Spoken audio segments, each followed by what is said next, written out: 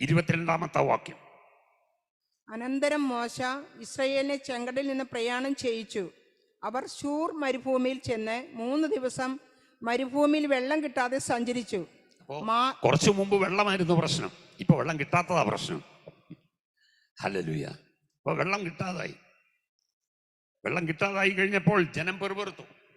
പക്ഷെ മോശ പ്രാർത്ഥിച്ചു. നല്ലൊരു മാതൃകയാണ് മോശ കാണിക്കുന്നത്. സ്തോത്രം. നമ്മൾ പെറുപെറുക്കുന്ന ജനത്തിന്റെ കൂട്ടത്തിലാണോ പ്രാർത്ഥിക്കുന്ന മോശയുടെ കൂട്ടത്തിലാണോ നോക്കിയാൽ മതി. Praise God. ഈ പെറുപെറുപ്പ് വരുന്നത് ഉയരത്തിലേക്ക് നോക്കാത്തത് കൊണ്ടാണ്. സ്തോത്രം. എപ്പോഴും പ്രശ്നത്തെ നോക്കുന്നവൻ പെറുപെറുത്തോണ്ടിരിക്കും, പ്രശ്ന പരിഹാരകനെ നോക്കുന്നവൻ സ്തോത്രം ചെയ്തുകൊണ്ടിരിക്കും. വ്യത്യാസമതാ. സ്തോത്രം. ഹല്ലേലൂയ. അപ്പൊ മോശയ്ക്ക് പ്രശ്ന പരിഹാരകൻ നല്ല അടുപ്പമാണ്. സ്തോത്രം. അപേക്ഷിച്ചു, പ്രശ്നം പരിഹരിച്ചു കൊടുത്തു. സ്തോത്രം.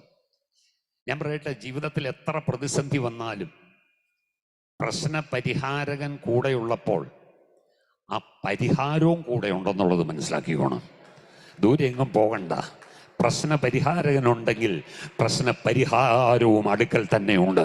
എത്ര പേർ അത് തിരിച്ചറിയുന്നുണ്ട്? പലപ്പോഴും നമ്മുടെ കണ്ണ് കുരുടായി പോകുന്നത് കൊണ്ടല്ലേ ആ ഇസ്രായേൽ ജനം 30 ലക്ഷം ജനത്തിനും ആ മരം കാണാൻ പറ്റാതിരിക്കുമ്പോൾ, ആ മരത്തിന്റെ ഉപയോഗം അറിയാതിരിക്കുമ്പോൾ മോശയ്ക്ക് മാത്രം അത് വെളിപ്പെടുത്തി കൊടുത്ത ഒരു ദൈവമുണ്ട്.